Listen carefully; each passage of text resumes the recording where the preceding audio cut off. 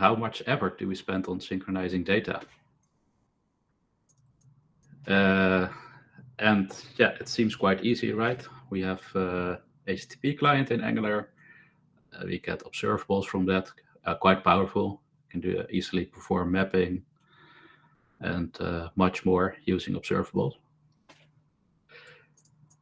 But on the other hand, if we look at real applications, there's so much more. Awesome. Yeah, so I'll start with the question, how much effort do we spend on synchronizing data? And yeah, it seems quite easy, right? We have HTTP client in Angular. We get observables from that, quite powerful. Can do easily perform mapping and much more using observables. But on the other hand, if we look at real applications, there's so much more. Like when do we show a spinner? Are we retrying if we do get an error or the network disconnects? Also dependencies between data, which are often asynchronous. That's quite hard. Distributing data in our application, especially when we use state management and we want to distribute all the data in the state manager. Pagination, well, there's a whole lot. So in practice, it's quite complicated. And yeah, I think in many front-end projects, it's in the tens of percents the effort we spent on data synchronization. Yeah, then I forgot what I was going to say here, but I cannot see my notes at the moment. That's okay. You're doing great. Yeah, so TanStack query, it began on React. It was called React query originally. And what's really cool about TanStack query is that it handles your data as a declarative dependency. And with the Angular adapter, I want to achieve that as well. So you can use dependency injection from Angular to inject your query in the component. And the code we saw before, you can still continue using that. In fact, it's what I recommend to keep using HTTP client and observables. So about me, I'm a developer for 24 years, started with C# originally, last 15 years front-end, mostly Angular, starting with AngularJS way back. And I created the Angular adapter for TanStack query.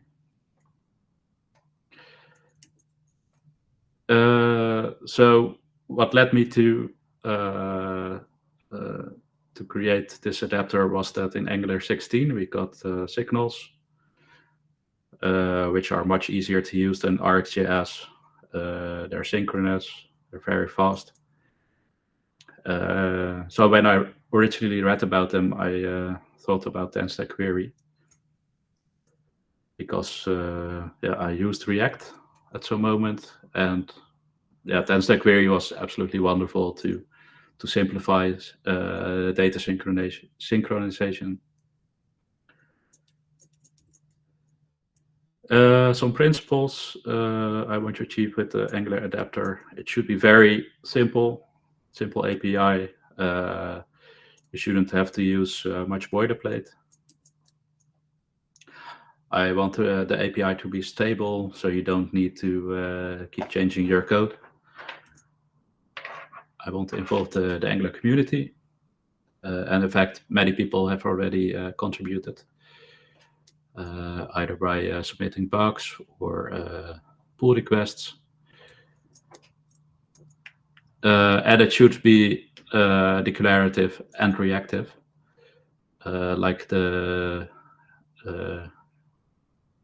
in React. But on the other hand, and these are sometimes a bit hard to both accomplish, but it should also be Angular idiomatic and feel familiar. And if you used the React adapter, you should be able to take your knowledge, and vice versa. If you move to React, you should also be able to reuse your knowledge. And it should be well documented. So I'll show first a simple example.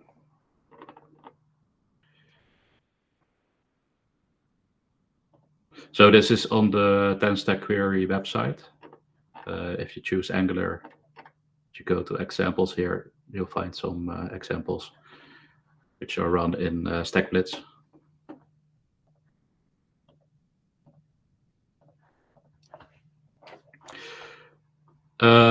So I'm using HTTP client here from Angular. Oh wait, let me go to the config. So at first you should provide Angular query. I don't know if we see the same thing you see. We see simple example. Oh, is this right? Oh, you see the keynote. Oh. Yeah. Yeah, I'm not really used to. That's okay. That's why we're practicing. Yeah, indeed. Oh, you can see the StackBlitz, huh? Yes. Cool. Thank you. Yeah, so when you want to use... Huh? Maybe you can make the font a bit bigger. Yeah, it's sure. Very small. Thank you. Thank you, Lars.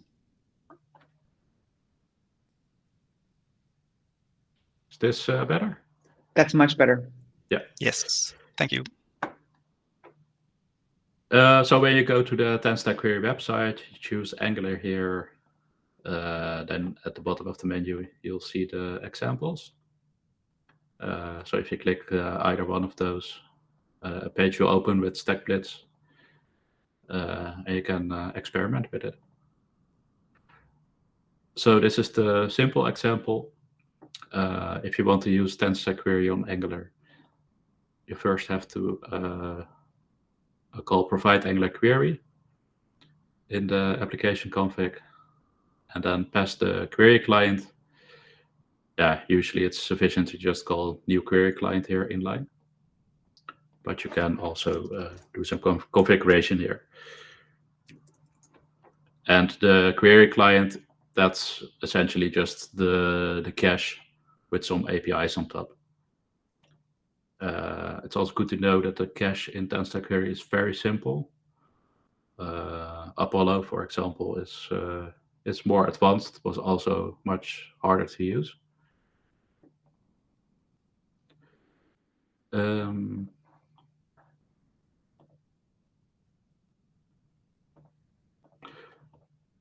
then once TanStack query is available through dependency injection, you can inject a query in your component like this by calling inject query. And every query always has a key and a query function. And you can use observables, but you'll have to convert them to a promise. So here we have an observable from HTTP client, and using lost value from, we'll convert it to a promise.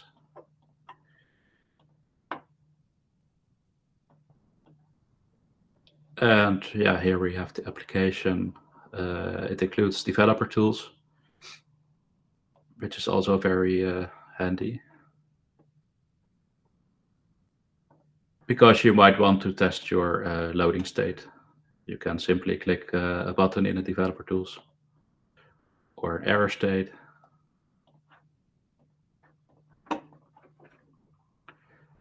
So yeah, that's a very simple example. It is reactive, of course, and I'll show that in the next example.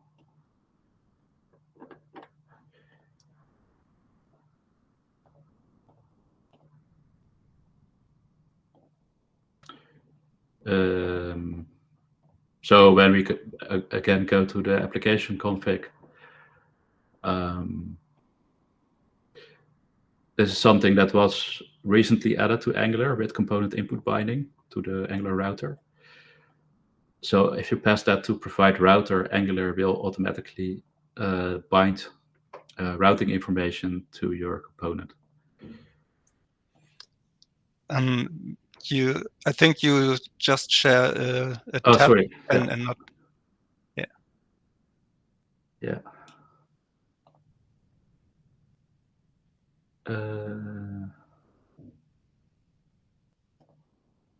Yeah, different tab.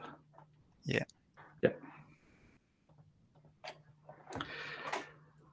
When you switch from one tab to another, you should see a little button at the top of your screen that says share this tab instead. Okay. Oh, that's good to know. Yeah, I've never used that before, so. Oh, and there's a blue circle. And Lars too. Right. Yeah. Yeah, cool. Yeah. Thanks, Lars.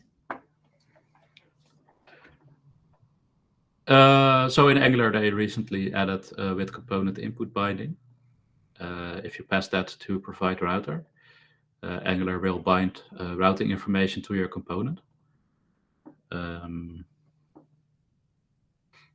So if I go to the routes,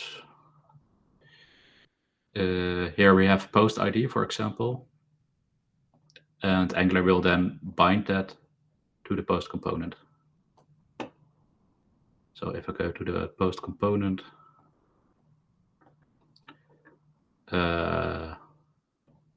here's the post ID, that's an input signal. And Angular will then make sure that that signal will get filled from the router. And if we make that signal part of the query key, it's good to know that the query key is always an array. So at first we have a static string and then a signal. Also in the query function, this signal is used. So that means when the signal changes because the route changes, then the query key changes. And when the query key changes, TanStack query will fetch data. So this function will get called. So with very little code. Let me show the application.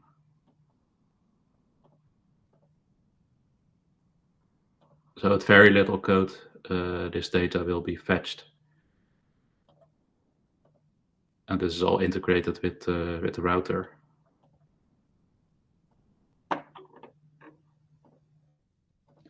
I like this because I'm getting a lot of questions from architects about using signals for state management and do we still need third-party state libraries?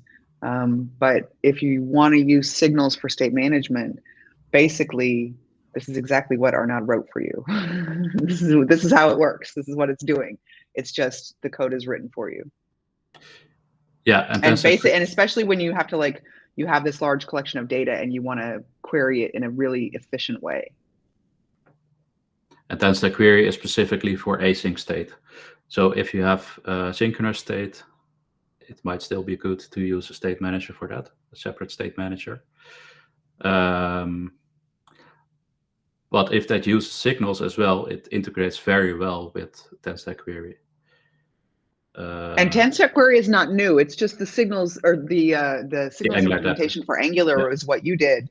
But TanStack query has been around for a while. And then was it Tanner Lindsay, I think? Yeah. And then they recruited you and now you're on the team as well. Yeah. As a maintainer. Nice, good job. Okay, can I ask you one more question?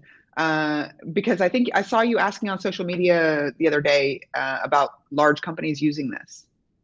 Yeah. And there are large companies using this and it's scaling fine?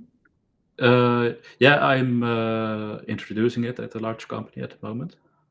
But then, yeah, many teams will be working on it.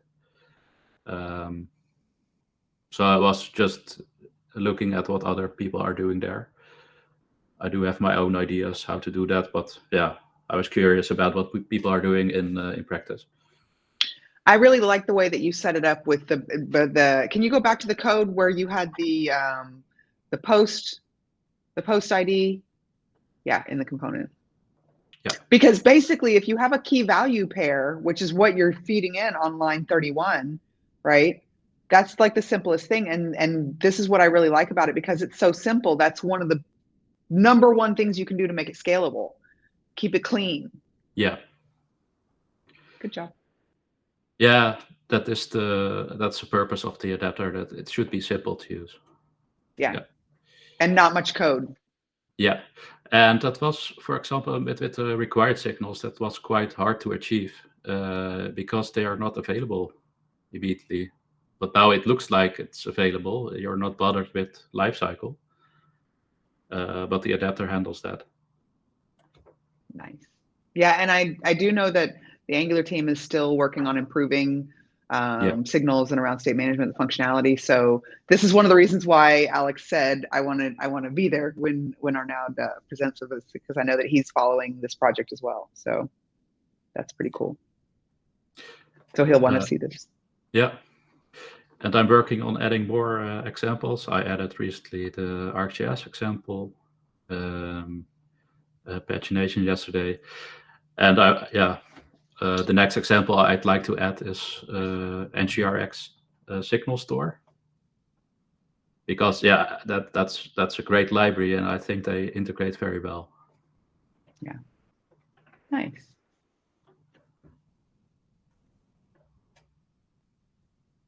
Did you have, I'm just writing down notes.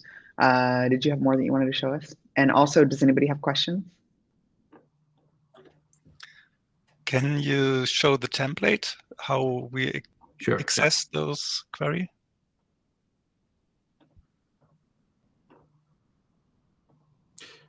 Yeah, so what's also very handy is that you get this loading state. Yeah. You don't have to do anything for that. That's all built into TanStack query. Thank you.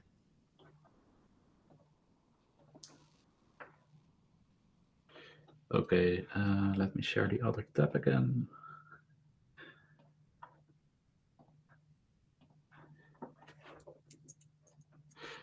So TanStack query uses the observer pattern. As mentioned before, the cache in TanStack query is quite simple. It's essentially just a JavaScript map. I think that's good, that it's simple. So it's a key value pair.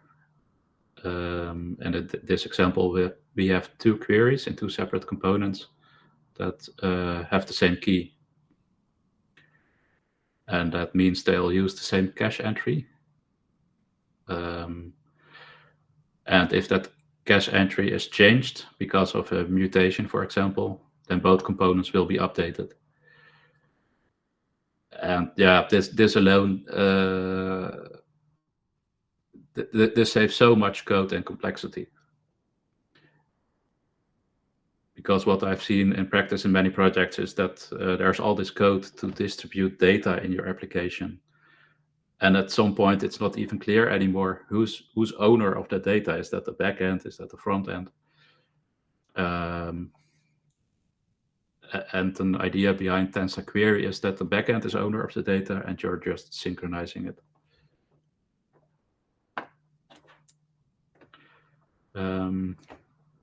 The query key is an array, so you can also invalidate it by using a part of that array. For example, I could invalidate all projects by passing just project. Or if I want to specifically invalidate project one, I can pass both.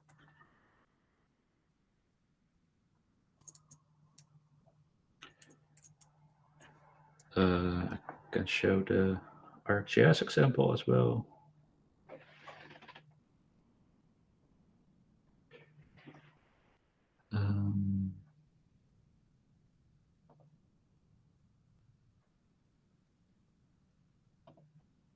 Yeah.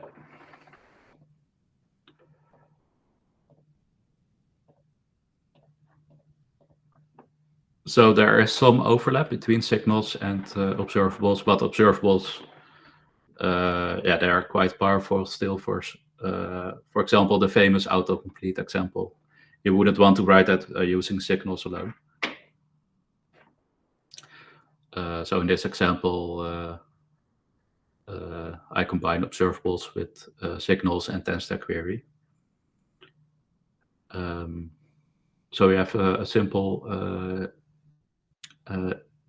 input with a debounce on it. It's converted to a signal, and then a signal always needs a value, so it's set to an empty string. And here we again have the query key, and this term that's coming from the input is in the query key, and it's used in the query function. This makes sure that all data is shown on the screen while new data is fetched, or otherwise, yeah, if new data is fetched, you would see nothing. You can also use that in pagination, for example. That if you go to a next page, the old page is still being shown, and you won't just show it loading spinner, for example, while the new data is fetched. So when the new data is coming in, all data is replaced.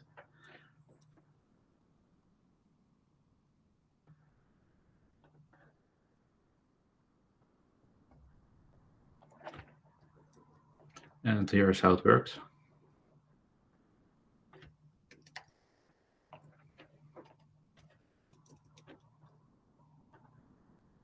So again, with very little code, we can accomplish this.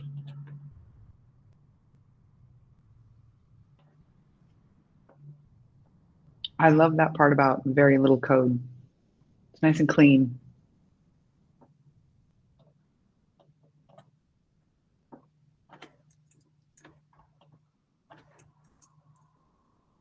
Yeah, that's the next example I want to write.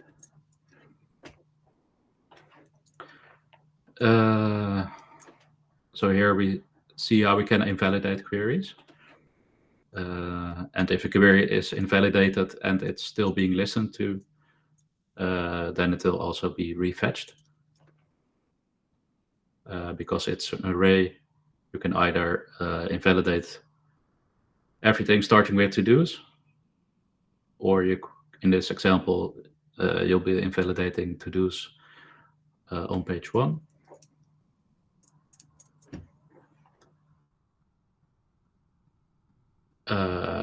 And that's something you do after performing a mutation. Queries have a declarative API, but mutations are imperative. Because when a query is fetched, it's automated, but it cannot be done for mutations. You want exact control on that. So in most cases, you'd perform a mutation in response to an event, for example, clicking a button, stuff like that.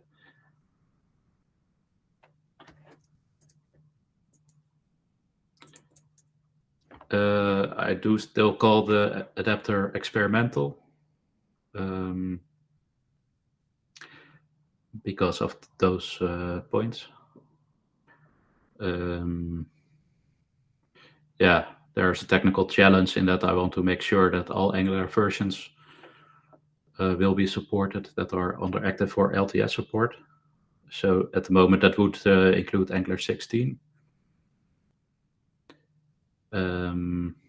But on the other hand, the documentation says you cannot use, or you shouldn't use, in an application that, yeah. So if I built a library on top of Angular 18, you shouldn't use it on Angular 16, for example.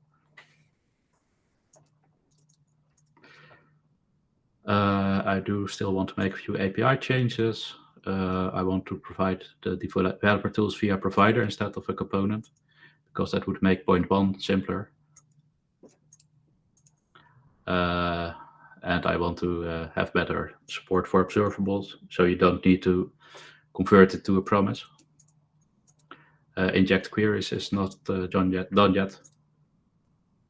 So this can be used to for a unknown amount of queries. And nice to have, but those are not necessarily to enter the experimental stage. But server-side rendering and adding a ng-add schematic. So that's the end of my presentation. Nice. I think we kind of interrupted you with questions along the way. Yeah, that's fine. Does anybody else have follow-up questions?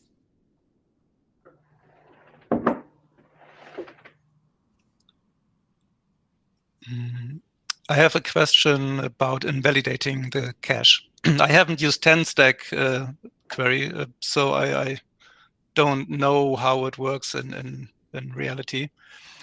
But doing the invalidation via the mutations seems a bit imperative, and I'm a declarative fanboy, so I would like to maybe add some observable to the inject query function, so it can invalidate itself when this observable triggers. Maybe one page before on the inject query,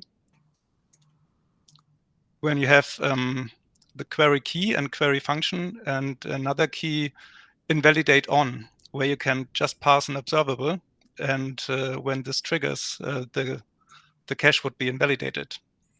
This is something I would like to see. Mm-hmm. Can I say,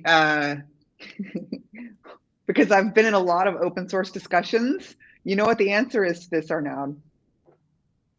Open a pull request, Lars. Yeah. Because no. I think it's, well, what do you think of this idea, Arnoud? Is this something you'd be open to? Well, you know, usually I'd expect mutations to be performed from imperative code, actually. It would be an event handler, probably. But if you want to do this declaratively, that's already possible, I think. Even better. Yeah. Yeah, I'd need to look up how that works exactly, but I think that's possible. Oh, okay. Love it. Great question, Lars. And bonus, if you get a chance, maybe you can answer that question next time when you present this again. And Lars, you can stay tuned. Yeah. Love it. Okay, anything else before I turn off the recording?